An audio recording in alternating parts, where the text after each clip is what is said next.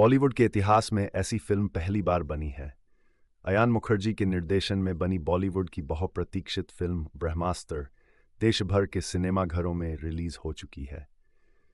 Hindu mythology पर आधारित इस फिल्म में बेहतरीन विजुअल और वीएफएक्स का इस्तेमाल किया गया है। इसमें साउथ सिनेमा सरीखी भव्यता दिखती है। सच कहें तो बॉलीवुड के इतिहास में पहली बार इस तरह की फिल्म बनाई गई है। बेहतरीन, बेहतरीन, बेहतरीन। कल्पना नहीं थी कि बॉलीवुड में कोई इस तरह का सपना देखेगा, उसको साकार करने के लिए अपनी जिंदगी के कई अहम साल समर्पित कर देगा। अयान मुखर्जी ने उसे कर दिखाया है। 12 साल पहले उन्होंने जो सपना देखा था वो अब साकार हो गया है। उनके अस्त्रावर्स का पहला भाग ब्रह्मास्त्र पार्ट 1 शिवा देश भर के सिनेमाघरों में रिलीज हो चुका है। बेहतरीन विजुअल, शानदार वीएफएक्स, एक से बढ़कर एक सितारों से सजी ये फिल्म एक मिनट के लिए भी नजर इधर उधर नहीं होने देती। आज की युवा पीढ़ी की भाषा में बनी ये फिल्म हिंदू माइथोलॉजी पर आधारित होते हुए भी उत्तम तकनीक के साथ उतनी ही आधुनिक भी है। भारतीय संस्कृति और संस्कारों की प्रेषक भी है। जैसा देश वैसा वेश, लेकिन आत्मा में परिवर्तन नहीं होना चाहिए। ये फिल्म न केवल मनोरंजन करती है बल्कि हमारे गौरवशाली इतिहास को अनोखे अंदाज में पेश करती है। फिल्म में कई सरप्राइज फैक्टर भी हैं, जैसे कि ब्रह्मांश के सदस्य वैज्ञानिक मोहन भार्गव के किरदार में शाहरुख खान, अनीस के किरदार में नागार्जुन और जुनून के निगेटिव रोल में मौनी रॉय की मौजूदगी। बॉलीवुड बाइकॉट गैंग के निशाने पर रहने वाले एसआरके को फिल्म में लेना रिस्क से कम नहीं है, लेकिन अयान ने ये रिस्क लिया है। वो अपने चुनाव में सफल भी माने जा सकते हैं, क्योंकि शाहरुख ने अपने किरदार को जिस तरह से निभाया है उसे शायद ही कोई दूसरा निभा पाता। फिल्म के शुरुआत में ही उनके सीन हैं, वो जितनी देर पर्दे पर दिखते हैं छाए रहते हैं। इस उम्र में भी उन्होंने जिस तरह के एक्शन सीन किए हैं उसे देखकर आंखें खुली रह जाती है। वानरास्त्र धारक मोहन भार्गव के किरदार में उन्होंने भले ही कैमियो किया है, लेकिन उनके किरदार के बिना फिल्म की कल्पना नहीं की जा सकती।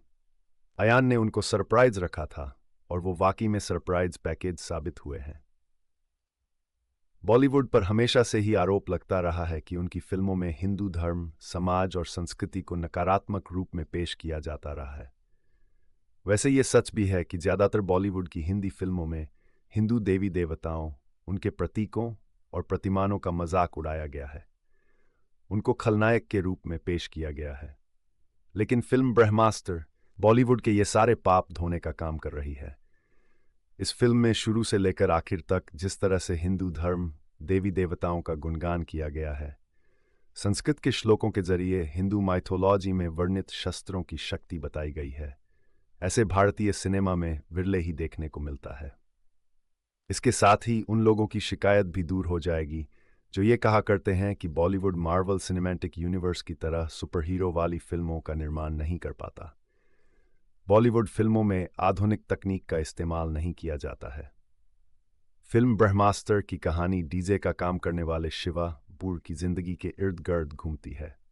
अपनी आंतरिक शक्तियों से अनजान शिवा अनाथ है। उसके माता पिता कौन हैं ये भी उसे नहीं पता। बस इतना याद रहता है कि एक आग में उसकी मां जल गई थी, लेकिन वो जिंदा बच गया था। वो एक अनाथालय में बच्चों के बीच रहते हुए अपनी जिंदगी जी रहा होता है। शिवा को अजीबो गरीब सपने आते रहते हैं जिसमें वो तमाम तरह की विचित्र घटनाएं देखता रहता है। दशहरा महोत्सव में शिवा की मुलाकात ईशा आलिया भट्ट से होती है। उसे देखते ही पहली नज़र में उससे प्यार करने लगता है। अपने दिल की बात ईशा से कह देता है। इसी बीच उसे सपना आता है कि एक शख्स की 3 लोगों ने मिलकर हत्या कर दी है। इसके बाद वो लोग वाराणसी में रहने वाले एक दूसरे शख्स की हत्या करने जाने वाले हैं। दशहरा पूजा के दौरान शिवा को अखबार में एक खबर दिखती है।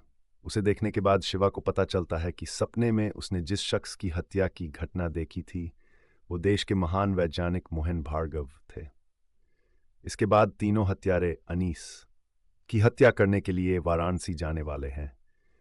शिवा और ईशा अनीस की जान बचाने के लिए वाराणसी जाते हैं। वहां उनकी मुलाकात जुनून मौनी रॉय से होती है, जो कि ब्रह्मांश के सदस्यों की हत्या करके उनसे ब्रह्मास्त्र की 3 टुकड़े हासिल करना चाहती है। जुनून ये सब कुछ अपने मालिक ब्रह्मदेव के कहने पर करती है। शिवा और ईशा किसी तरह से अनीस को बचाकर ब्रह्मांश के गुरु अमिताभ बच्चन के पास जाने के लिए निकलते हैं। रास्ते में जुनून अपने साथियों के साथ हमला कर देती है। शिवा को ब्रह्मास्त्र का टुकड़ा देकर अनीस उनसे लड़ने लगता है। इस दौरान उसकी मौत हो जाती है। किसी तरह से शिवा और ईशा गुरुजी के पास पहुंचते हैं। इसके बाद ब्रह्मास्त्र को बचाने की मुहिम शुरू हो जाती है। ब्रह्मास्त्र को बचाने की ये कहानी पूरी जानने के लिए सिनेमाघर में जाकर फिल्म देखनी होगी, क्योंकि असली मजा तो थिएटर में ही आने वाला है। अयान मुखर्जी ने अपनी कल्पना के जरिए शस्त्रों का जो संसार रचा है वो अद्भुत है। इसमें शिवा, अनीस, मोहन, गुरुजी और जुनून जैसे किरदार धार देने का काम करते हैं। शस्त्र संहार के प्रतीक होते हैं, लेकिन शस्त्रों की इस दुनिया में प्यार को बहुत सुंदर तरीके से पेश किया गया है। क्लाइमैक्स भले ही हिंसक है, लेकिन अंत यही कहता है कि प्यार जैसा पवित्र कुछ भी नहीं है। प्यार में असीमित ताकत होती है, जो ब्रह्मास्त्र जैसे ताकतवर अस्त्र को भी काबू में कर सकती है। अयान का संदेश साफ है, प्रेम करो, प्रेम से जियो।